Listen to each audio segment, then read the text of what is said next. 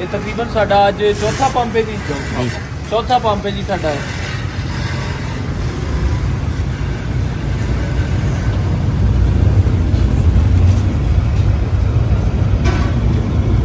उतरी लेना।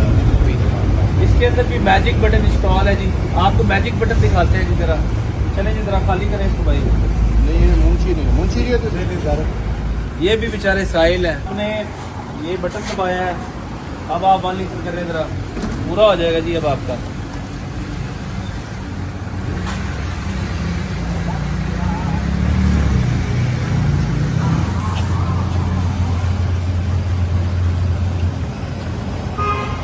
बिल्कुल पूरा निकल आया जी अब।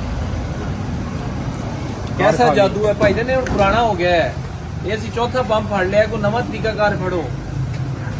इस तरह आप चोरी